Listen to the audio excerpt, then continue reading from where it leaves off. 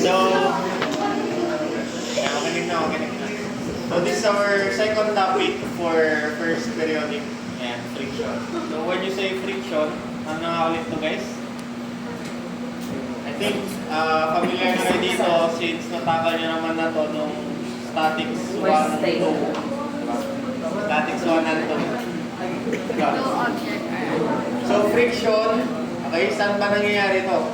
So, nangyayari to sa lahat ng bagay na may contact point. For example, yung podium, ang contact point ng podium at na floor is yung pagitan nila, syempre. Ayun. So, lahat ng may contact is may friction. Unless sinabi niya na frictionless yung, di ba? Yung contact point. Now, kapag mas mataas yung friction, ibig sabihin, mas less chance siya na mag-slide. Pag mas mababa yung friction, mas mabilis yung pag-slide niya. So, yun yung friction. Now, paano ba natin or paano ba tayo nagdi-deal sa friction? Ganito guys. Let's say for example, meron tayo ditong box or isang block. Now, bukod doon sa weight niya, which is vertically downward, di ba? May weight yan. Okay?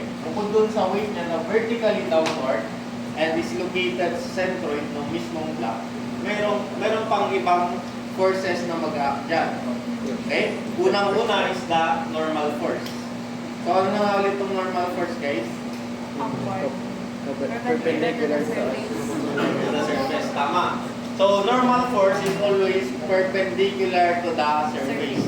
O kaya, perpendicular siya doon sa pinag-i-slidean ng mismong body natin. So, in this case, horizontal yung surface, ibig sabihin yung normal force natin is vertical. This is our normal force. Okay? It is always perpendicular to the surface. Now, next is the friction force. So, alam na natin yung friction force is the force that resists the motion. Tama? So, that means, yung motion natin is to the right, for example. Yan, pag ganyan yung motion natin. Paano yung direction ng friction? Kasi from the word, it opposes the motion. So, it means yung friction natin is ganyan. Tama? Now, meron tayong formula for friction. And that is, ano? Mu multiplied by the normal force. And what is that mu? That is the coefficient of friction. But we have two types of frictions. Una is static, pangalawa is kinetic friction. So when you say static, from the word static, ibig sabihin hindi gumagalaw. Kinetic means nagta-travel or gumagalaw. So yun lang naman yung pinagkaiba. Okay? Yung podium at yung flooring, that is static friction kasi hindi gumagalaw. Okay? Yeah. Next. Yeah. So yan pa lang naman yung mga principles na kailangan nating maalala when it comes to friction. So yung mga ibang principles, madadaanan na natin yan along the way. Like yung pagkuha ng angles and so on. So for now, para mas maintindihan natin, proceed tayo sa problem number 1. So problem 1, a 400-pound block is resting on a horizontal rough surface for which the coefficient of friction is 0.4. So, i-drawing muna natin guys. So, meron daw tayong block na nagre-rest sa isang rough horizontal surface. Sabihin, ito. Horizontal rough surface. Okay? Meron tayong block which weighs 400 pounds. Okay, before tayo mag-continue, pag-usapan muna natin yung 400 pounds. Kasi kapag sinabing pounds, dalawa yan. Una is LBM, pangalawa is LBM. LBM hindi yung dati. Hindi yan. Pound mass. Ito naman is pound force. Okay? Pag sinabing pound mass, from the word mass, ibig sabihin, mass pa lang yan. If you want to get the weight using this mass, you have to multiply it by the gravity, which is in terms of feet per second squared. Okay, ano yung value nun? 32.2. Ano? 32.2. 32.2. English. Okay. Basta, yun. LBF naman, that means force na siya. Para siyang counterpart ng Newton or kilonewton and so on, but naka-English. Okay? Force na siya. But most of the time, pag mga ganitong problem, hindi na nilalagay kung M or F. Pag hindi nilagay guys, automatically you will assume that it is a weight or a force. Okay? Force na yan. Okay na. Wala ka nang pwedeng or wala ka nang kailangan gawin. Pero pag sinabi niyan, 400 lbm, ita-times mo pa siya ng gravity, which is in terms of feet per second. So, research nyo yun, i-review nyo kung ano yung value ng gravity in terms of feet per second squared. Okay? 32.2. Lang, ayusin natin itong drawing.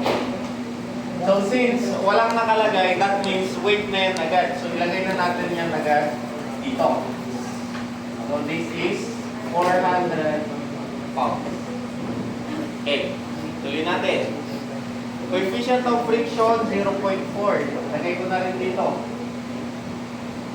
Yan. Now, walang sinabi kung static or kinetic yung coefficient of friction na to. So, that means gagamitin natin yan in general. Okay? Next. Determine the force P required to cause motion to impel if applied to the block, letter A, horizontal, and letter B, downward at 30 degrees with the horizontal. So, unahin natin dito. Interpret natin to. Determine the force P required to cause motion to impel if applied to the block. Okay? Now, pag sinabi mong to impel motion, anong ibig sabihin nun, guys? Mag-move. Okay? Diba? Any other answers? Sabi nila mag-move. Diba? Gagalaw pala. Ano sabi? Okay? Ano pa? Ano sabi? Hindi ko nakita. The answer is tama. Gagalaw pala. So, pag sinabing to impel motion, yan yung time na before mag-slide yung isang object. Okay? Before siya gumalaw. So, ang tinatanong is, ano daw yung force required bago gumalaw yung block natin? Which is letter A, horizontal pa yung P. So, ilagay natin dito. P. Yan yung pinapahanap sa letter A. Now, nandyan na lahat ng mga kailangan natin. Ilalagay na lang natin yung mga normal force and friction. Okay? So, una, yung normal force. Diba?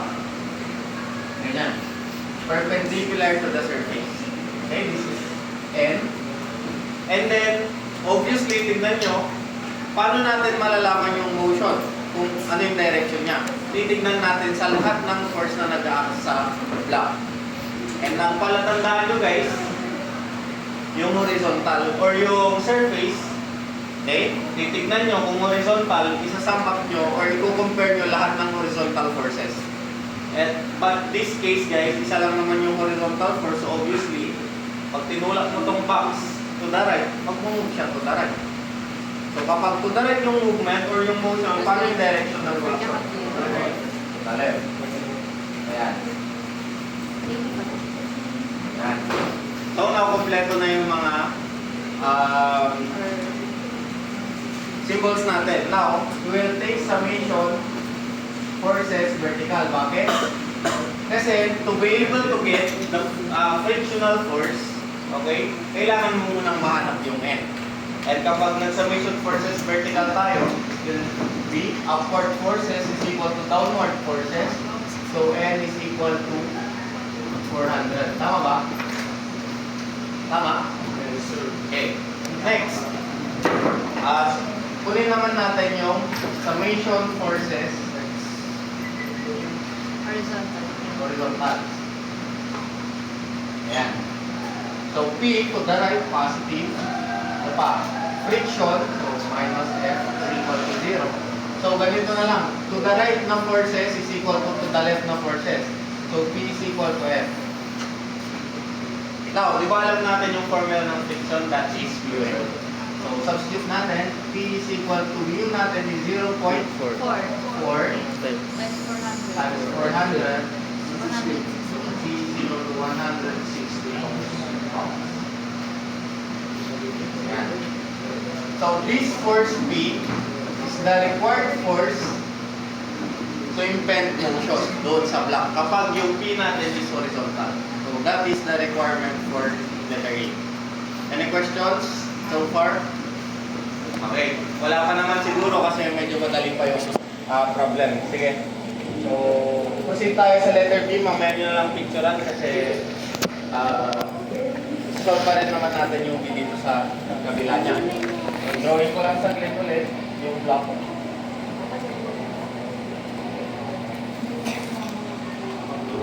Credit cam. Credit cam.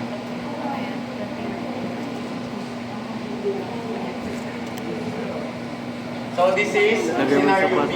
Sabi niya, yung force daw is downward at 30 degrees with the horizontal. Downward at 30 degrees with the horizontal. So paano yun? Para siyang naka-incline kasi may angle eh. So, ganito siya. Ganyan. Okay, this is force P. And yung angle is sabi niya 30 degrees with the horizontal. Asan ba yung horizontal? Di ba ito? So, ibig sabihin, yung angle between the force and the horizontal is 30 degrees. Tama ba? Yes po. Ayan, 30 degrees. So, after that, drawing ulit natin yung mga kailangan natin, which is the normal force and the frictional force. Again, ano yung direction guys ng friction? Lalit. Ayan. Same process guys. We'll get the summation forces vertical. So ano guys? Normal force, pataas. Okay? Yung P, downward, paano yung vertical niya? Positive, negative? Negative. P, ano? Sin 30. Ano pa? Minus 400. Minus 400. Is equal to 0. Okay? Next. So, ang gawin ko, transpose ko to sa kanan, yung 400. So, n minus p sin 30 degrees is equal to 400. And then, set aside natin since 2 unknowns. Since 2 unknowns, kailangan pa natin ng isang pang equation para ma-solve yung dalawang unknowns na yan. So, saan manggagaling yun? Siyempre, sa summation forces horizontal. Okay? Ano yung next component ng P? P cosine Kasi po nila dito. 30 degrees. Same problem. Ano pa? Minus Ano sila yung edit? friction is equal to 0. Now, kung napapansin nyo guys, oo, dalawang unknowns din dito. But, hindi same unknown doon sa unang equation. So, ang gagawin natin is, nahanap tayo ng way para mapalitan yung isa dito. And we know that the formula of friction is mu n. So, nasolve na yung problema natin. So, this is P cosine 30 degrees, okay, minus 0.1. 4 times n is equal to 0. Pwede natin gawin, ilipat to doon, magiging n is equal to P cosine 30 degrees over 0.4. Tama? Yes. Now, substitute nyo lang yung value ng n dito, ma-solve na natin yung P at saka n. Tama? Yes. Sige. Kunin nyo guys. Magbibigay sa akin yung value ng P and value ng n.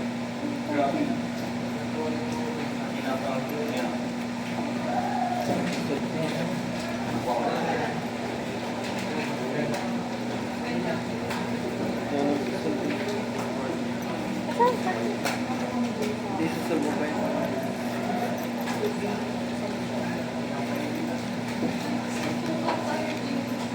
So, para sa business,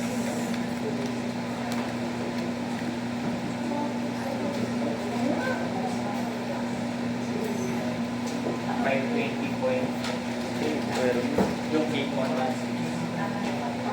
so, ayan. Pa-check na guys. And natin. Ay, yun pala yung mali ako. Yung n po yan. Ayan. Yung ano? 40? Yung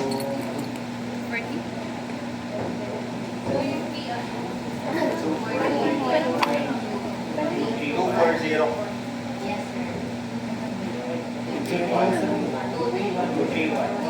Lauren. Yan na. Hindi, nasanay ko sa ito. Hindi ako nagwalan. Hindi ako nagwalan pag ano. Okay. Hindi, ibabalik ko rin. Malinaw ba guys? Yes, sir. Any questions before we proceed sa next problem? Wala pa. Screen siya. Tapos i-absorb nyo muna para bago tayo mag-proceed.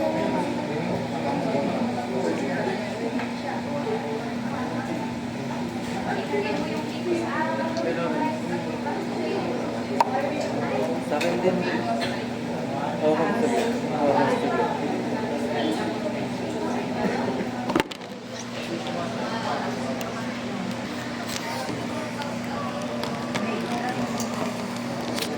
Ganun. Ayan.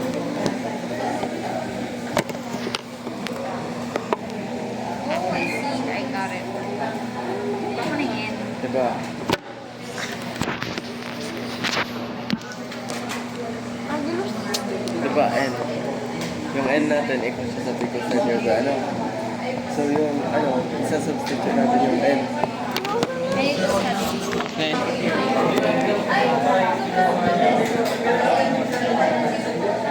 Tignan mo. Pwede mo.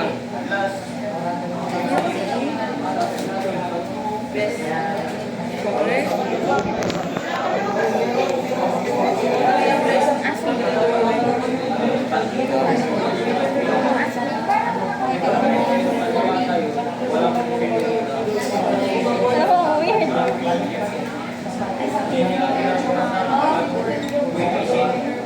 Kaya. Ask me why. Ask me why.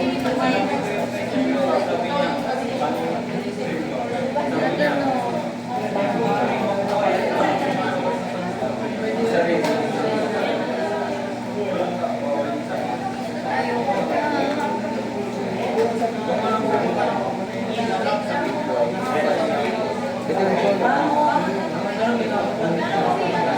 Pati dun sa tinanong sa akin. Sa ikaw mo sakit.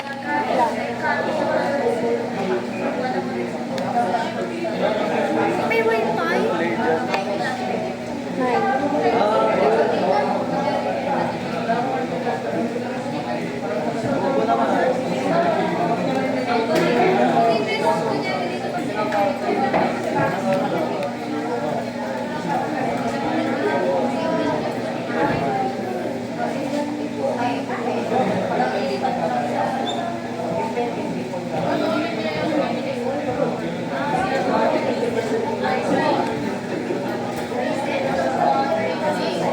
Hindi ko na siya.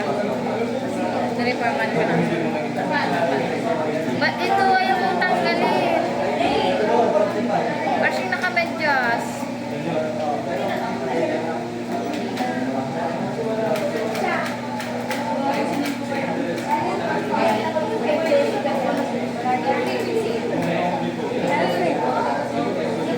Yan na.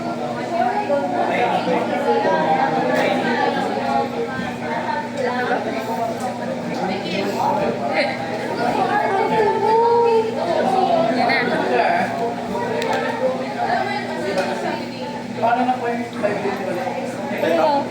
Hey, substitute mo. Hindi, after mo makuha, di ba? Dito sa substitute mo dito. After mo kasi dito, ang makukuha mo na una is P. After mo makuha yung P, substitute mo lang dito mo.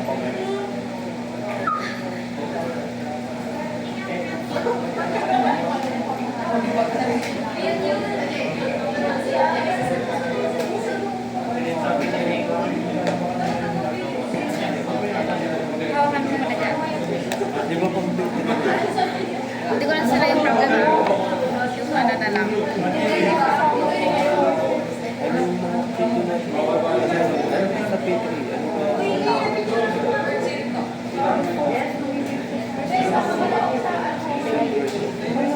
Pangilo.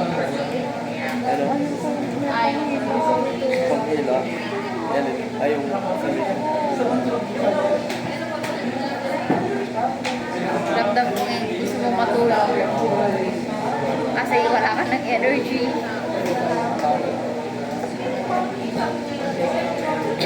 Inubos lahat ng video sa tao.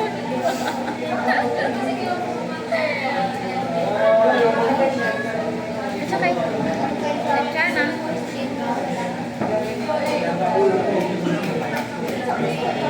Okay, sige guys. Number 2 tayo. Okay. So, problem number 2. The block 2,225 Newton shown is in contact with 45 degrees incline. So, ito yung block natin which weighs 2,225 Newton. And obviously, vertical pa rin. Kahit naka-incline yung block natin, vertical pa rin yung weight niya. Downward. And then, yung plane down natin is 45 degrees incline. Tapos, the coefficient of static friction is 0.25. Okay. Calculate the horizontal force P necessary to letter A, just start the block up the incline. Letter B, just prevent motion down the incline. And letter C, if P is equal to 1,780 Newton, what is the amount and direction of the friction force? Okay. Unahin natin sa pag-drawing nitong P na hinahanap. Sabi niya, calculate the horizontal force P. Horizontal force P. Ibig sabihin, mag-a-act yung P doon sa block horizontally. Parang ganyan. Tama? So, this is P. Tapos, yung first requirement natin is just start the block up the incline. Ibig sabihin, parang before mag-move yung block, pataas. Up the incline so pataas. Yun yung motion natin sa letter A. So, wait lang. Lagay natin dito. For letter A, the motion is upward. Okay? So, since ang motion natin is upward, paano yung friction? Downward. Downward, tama. So, ganyan. This is our friction. And then yung normal force, since naka-incline to, paano yung normal force natin? Perpendicular. Perpendicular sa plane. Ganyan. So, common mistake guys, ang ginagawa nila sa normal force is ganito pa din. No. Dapat perpendicular doon sa plane. Tama? Okay. So now, ang challenge ngayon sa atin is malocate or ma-determine yung mga angles with respect to the forces. Kasi kung kanina, di ba parang ganito lang yung figure natin. Yung axis natin is, x-axis natin is horizontal, ang y-axis natin is vertical. But dito, magbabago na. Ang i-treat na natin dito na x-axis, actually sa palagi, ang i-treat natin na x-axis is yung surface. And then ang y-axis natin is yung normal force. Okay, parang magro-rotate lang ng bahagya yung axis natin. So kung yung x-axis natin is ito, ang y-axis natin is ito, kakailanganin natin makuha yung angle ng P and ng weight in terms of, or with respect to x and y-axis. Tama? So para mangyari yun, una, lagyan ko muna ng imaginary na y-axis and imaginary na x-axis. So, ulitin ko guys, ang magiging x-axis natin is parallel sa surface. Ang magiging y-axis natin is parallel sa normal force. Malinaw ba yan? Now, i-determine natin itong angle na to, ang angle na ito, and angle na ito. Unahin natin sa pag-determine ng angle na ito. So, wait lang. Gayahin ko na lang yan dito para hindi kayo malito. Kasi I think yung iba memorize na nila yan. Kung ano yung angle dito, sir, gano'n din yung angle dito. Tama naman. Pero, for the sake doon sa mga students na hindi pa nakagets nun, explain natin before tayo mag-proceed doon sa shortcut. So, gagawa ako ng Cartesian plane na parang ganito. Ayan. And then, meron tayong weight na ganyan. Now, let's say this is angle theta. Ayan. Now, hahanapin natin itong angle na ito guys ha. Gawin ko, di ba horizontal ito? Gawa ko ng horizontal line din dito. Ayan. So kapag gumawa ka ng horizontal line dyan, di ba? Kung theta to, ano to? Ay, kung theta to, ano to? Data na. Theta din, di ba? Parehas lang sila, oh. Parang nilipat mo lang doon. Remove lang. Now, ano napapansin nyo dito? Ito guys, 90 degrees. 90 degrees. Tama. So that means kung 90 degrees yan, lang, pag-wait ko itong angle na to. 45 din. Kung 90 degrees yan, and kung theta ito, ano ang value nito? 90 degrees minus 45, 45. 90 degrees minus 45. theta. Tama. Now, ang pansinin nyo naman is ito guys. Ano to? 90 degrees. 90 degrees din, di ba? Kasi ito nga is perpendicular dito. So that means 90 degrees din yan. Now, kung i-assign ko to as beta, okay? Isosolve ko yung value ng beta dito. So beta is equal to 90 degrees minus ito, di ba? 90 degrees minus theta. Tama? Okay, distribute natin yung negative doon sa loob. So minus 90 plus theta. Oh, cancel, tama? So beta is equal to Theta. theta. So ibig sabihin, pwede mo na itong palitan as theta. Theta. So tama yung ginagawa natin na kung theta ito, theta din ito. Tama? So yun yung reason kung bakit parehas itong dalawa. But para mas madaling tandaan ganito. 'Di ba may normal line na tayo? Yun na yung y-axis natin. Yung angle na tinutukoy na theta dyan is yung angle between the weight and the y-axis. Para kahit baliktad rin yan, alam nyo pa rin. O, kunyari, baliktarin natin. Di ba? Pag ganito naman yung incline, ganyan yung box. Okay? Ito yung theta. Siyempre, yung weight mo yan dito. Normal line mo ito. O, asan yung angle? Angle theta is between the y-axis and the weight. So, ibig sabihin, ito na agad yun. Hindi ka na malilito. Tama? So, sige. That is the reason. So, sige, kung gusto yung picturean nyo.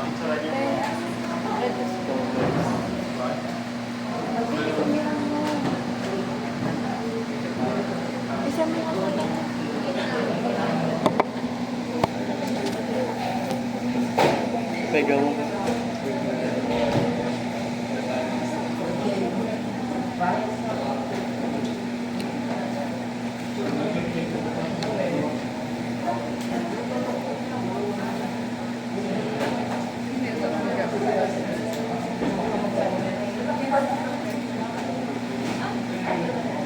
Pero time ka ako sa goods.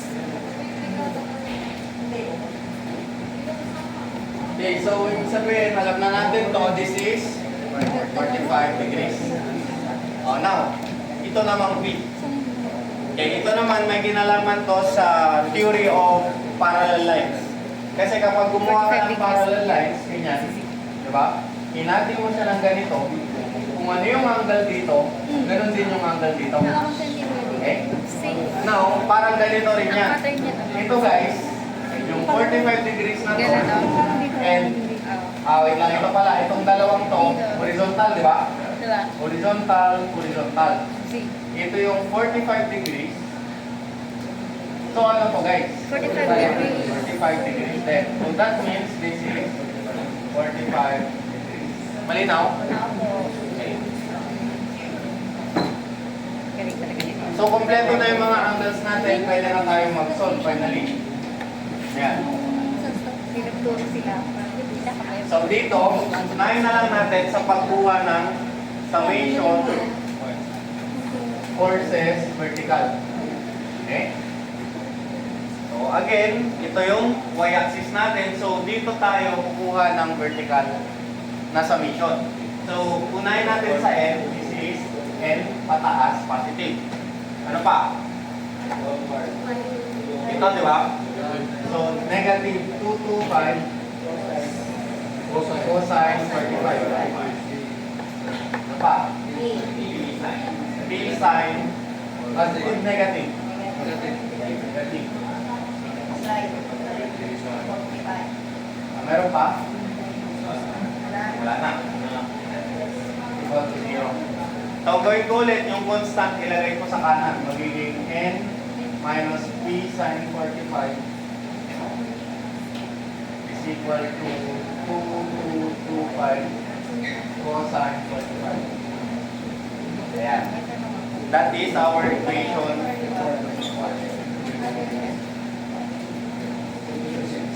Okay, for the equation 2, summation of x naman is equal to 0. Ano? Ito munang P. Wait lang, yung n muna. Paano? Negative, positive? Negative. 2225 sine 45. Ito naman, positive.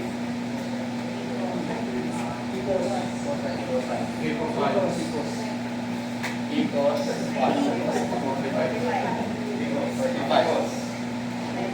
minus m equal to 0. So, ganun ulit. Ito ilagay ko sa kanan. Magiging P cosine 45 degrees. Minus yung f, palitan natin ng mu f.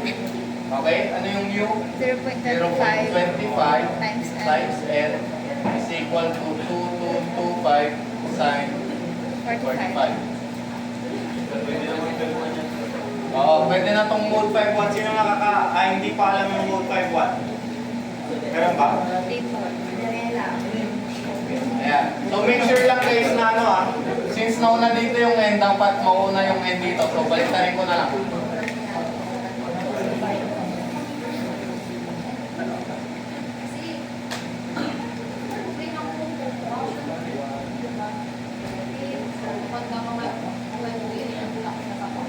So makukuha na natin dito yung P and N.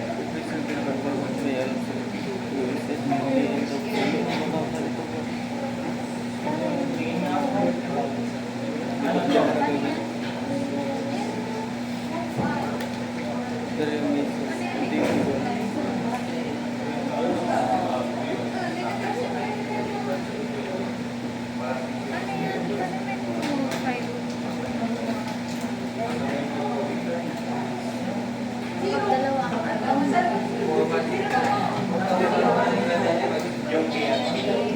PN. 4,000.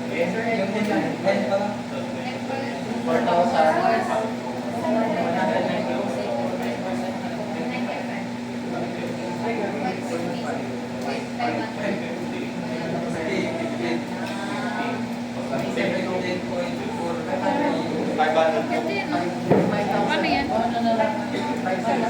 Ay, itong P. Ito ay kasi hindi na Ano yung decimal? Ilan? Hindi, 3 na. Ganyan na. Pinipilit mo.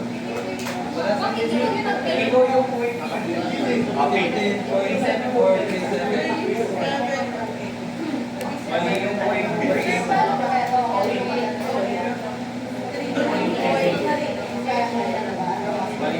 Point.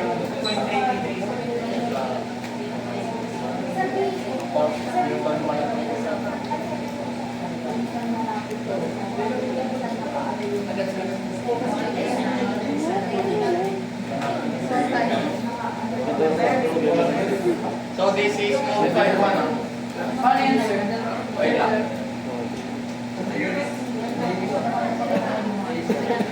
Ayan, so for the sake of others guys, yung mode 5.1, pindutin nyo yung mode, and then 5, then yung 2 unknowns, which is 1.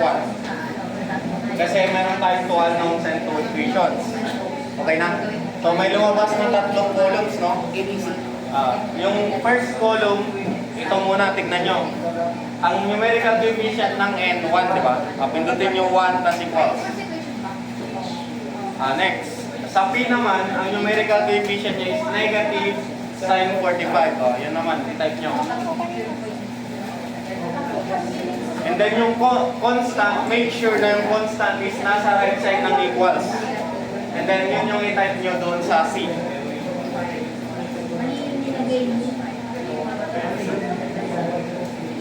Tapos, 0.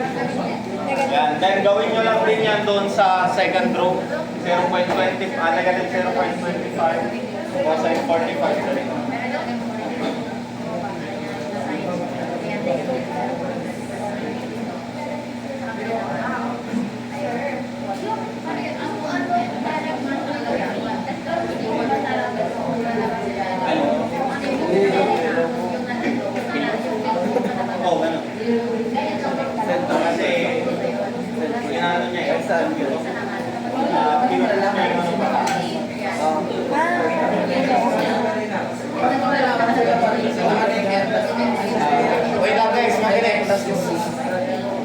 pag na-input nyo na equals nyo ulit, may lalabas na x is equal to something, no? Then y is equal to something. Kung ano yung variable na nauna dito, yun yung unang value na ibibigay niya. Then yung value na second is yung second variable. Okay? So, yung unang lumabas, that is, ilan? Ito. Tapos yung second value, ito. Ayan. So, that is 1+.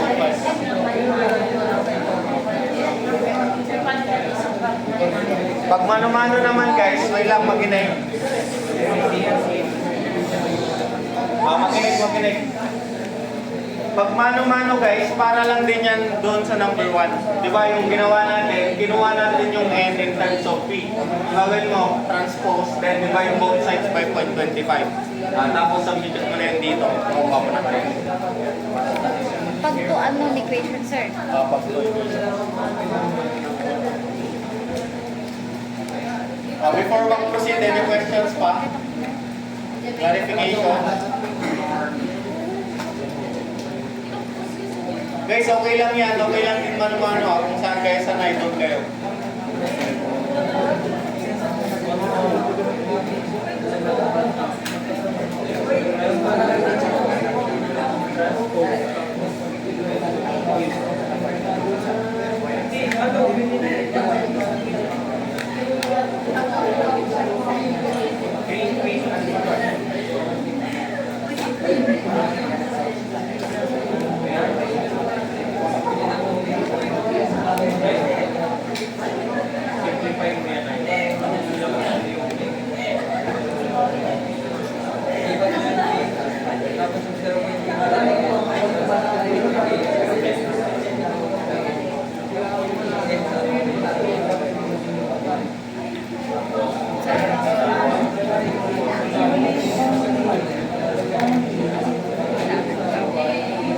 Wait, pwede ko ito refillan. Meron ako sa bahay.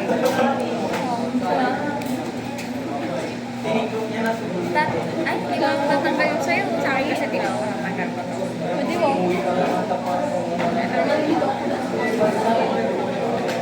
Pwede lang pala rin.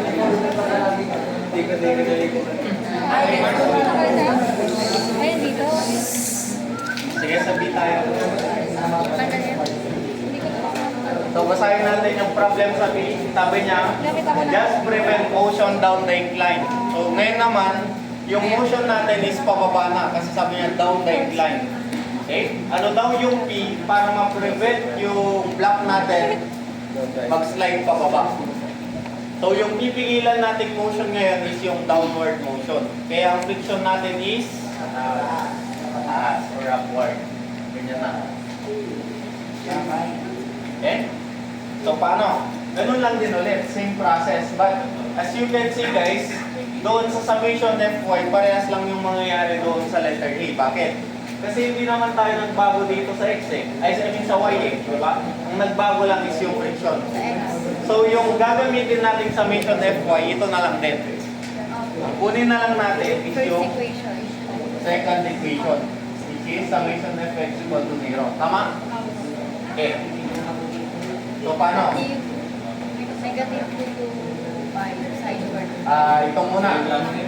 So, P, Plus sine squared 5. unahin natin sa F pala. So, F is positive.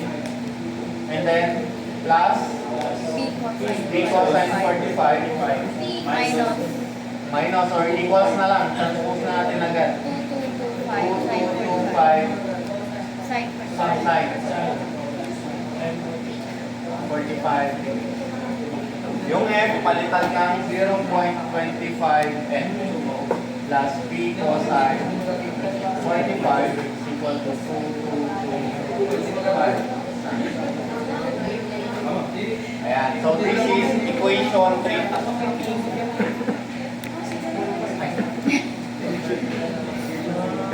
Sir, Ayan. score namin sa circuits yun. So, ang gawin nyo na lang, mode 5-1 ulit, gamitin nyo tong equation 1 and equation 3. Sige nga. Makukuha natin yung N and makukuha natin yung C. Yung N. N. 7.3 0.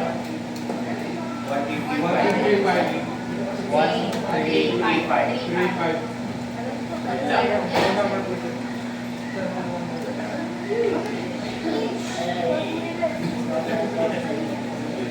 yung sa 3? Ano yung sa 3? Anong lalagay mo dito? Negative P sign? Ano yun eh? Sa P sign 45. Ano lalagay mo doon? Negative P sign. Ay, pala. Malinaw ba to guys? Sino din nakasunod? Plus 10. Sir, pag ano po ba, most frequently, kahit ano mo na FY or FX ka? Ano na? Kahit mo na. Pag naka-most frequently, kahit ano mo na po FY or FX ka? Okay lang. Basta ang kailangan mo lang yung make sure. Nauna yung hindi mo, tapos mo na rin yung hindi mo. Tapos yung constant sa kabila, kahit ano nung mauna. Sir, paano po siya i-recheck kung proven po na tama yung sagot? Paano sa? Paano po siya i-recheck para mag-prove po na tama po yung sagot? Ano, siguro ang pinaka ano na kasi talagang kung mali yung sagot mo, mahirap talaga i-check. Ang ano na dyan, dapat mag-equilibrium. Kunyari, nakuha mo kung ito. Try mo, mag-summation ka dito. Parang lahat ng pag-ganon, i-minus sa lahat ng pag-ganon, dapat maging 0. Parang lahat po na equilibrium. Dapat mag-equate po sa 0. O, kunyari ito eh. Diba, yung x component ng P yung sine 45. Hindi, pataas yun. Wala, positive. Tapos minus 225 sine 45. Tapos minus f. Yung value ng x. Dapat 0 yung lalabas. Lahat po na equilibrium, sir. Vertical and horizontal. Dapat mag-equate po sa 0. Pero hindi guarantee yun na tama yung sagot mo. Kasi may mga cases na mag-0 din. Pero mali yung sagot mo. Kaya, yun.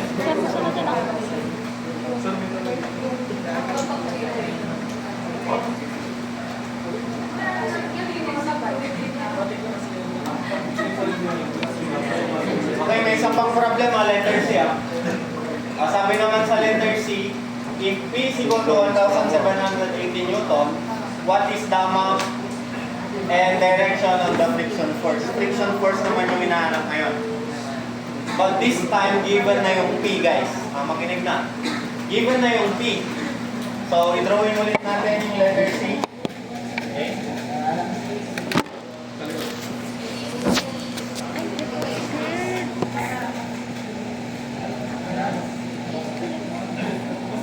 Galing. Iyan sa akin. Sir, yan. So, yung P natin is 1780. Lang dito pa. God bless you, sir. Yan, yung mga angle.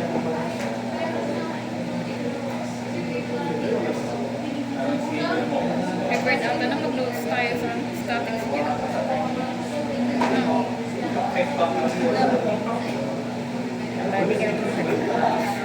Yan. Then, normal force. Friction. Okay. Makinig ito na medyo critical to guys, kaya makinig kayo. Dito guys, alam natin na meron tayong force. But hindi ibig sabihin nun na yung force natin is to the right. Hindi ibig sabihin nun na automatic pataas na yung motion. Hindi ganun. Kailangan mong gawin para maging sure ka kung ano yung direction ng friction or ng motion is ganito. Kunin mo yung total ng pataas or to the right na forces. Okay? So, unahin natin dito sa P, which is 1780. Yung PX, dito na lang sa gilid. Yung X component ng P is 1780 cosine 45. Okay? Yung ano naman, X component ng 2225, di ba? That is to the left. Tama? So, WX is equal to negative 2225 sine 45 degrees. So, sige nga, pag-calculate nga to guys.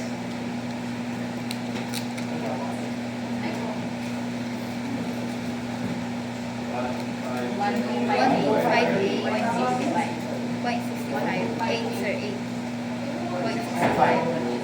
naman ay Negative negative 1573.30. yan.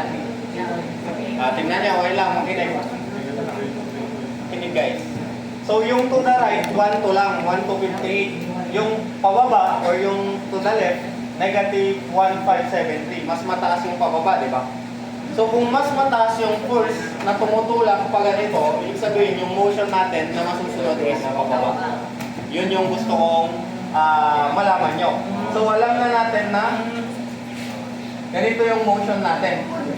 So yung friction automatically, ganyan, sure na tayo. Okay? Kasi kinukontrol niya. Ayan. So dito guys, pwede na natin kunin yung end. Tanong paano naging? Sige lang, paano naging? Ulitin ko na. Makinig ako. Makinig ako. Yung PX guys, itong PX, makinig na. Yung PX, that is the horizontal component of 1780. So ito yan. Itong red. Ganito yung PX. Ganyan. Usually, horizontal. Yung WX naman is, di ba, X component niya yan. So ito yun, WX. Kumpara mo yung P, itong P na to, 1 to 58. Yung WX na to, 1.5. Di ba, mas mataas to kumpara dito. So ibig sabihin, Mas mabigat. nyari, si Sir JC to, ako to. Sino mas malakas? Dito, di ba? So ang motion, ganyan, di ba? So that means, yung motion natin is ganyan. Tama? Kaya ang friction natin, kukontrain niya yun. Siyempre, kailangan ko ng katulong para ma-resist yung motion. Which is, Sir Rafi.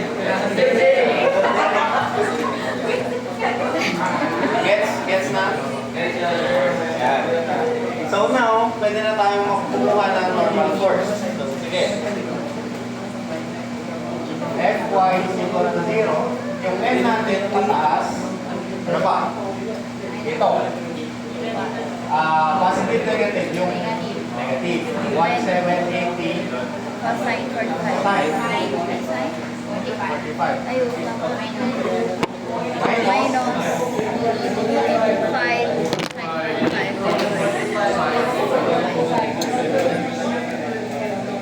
Wala no, makuha na natin yung N.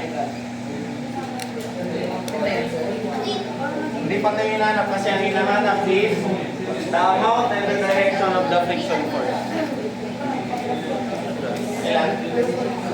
Huwag mo nang yan, plus mo na. 170, 80 Tagal po tayo. Yan. Hindi pa yan yung sagot. Tingnan mo. Okay? Sige nga, tanungin ko kayo guys. No. Paano natin makukuha yung F? Times 0.25. Sige nga, 0.25 dito dyan, sa likod. Ngaw. Paano makukuha yung F? Sabi nila dito, gamitin na lang yung formula ng UN. Sabi nila dito, dyan. Ano guys?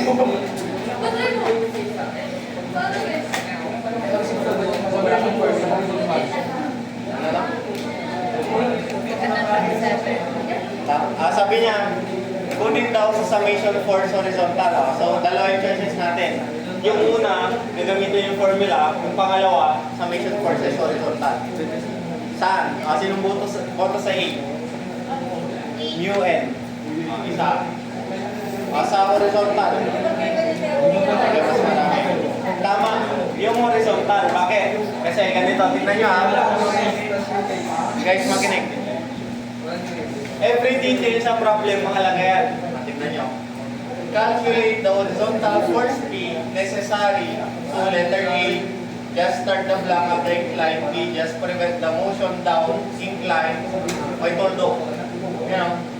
May tuldok. Ibig sabihin, itong letter C, hindi yan related doon sa iba dito. Kasi nagbigay siya ng bagong P. So, ibig sabihin, Isusolve natin siya separately. Okay? Wait, pagtatapos Kunin dito natin tayo. yung summation forces horizontal. Ayan. So, PX natin, nasolve na natin yan kanina, 1258.65. Ano pa? WX, ito yan, oh. Minus 1573.31. Ano pa? Last F. Is equal to 0. So, ilan to? 314.66. Point?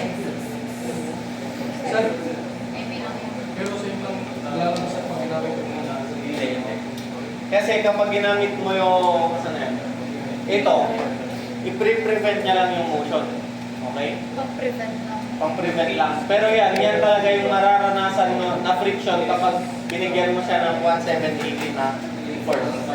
Okay? Ulitin ko. Pag ginamit mo ito guys,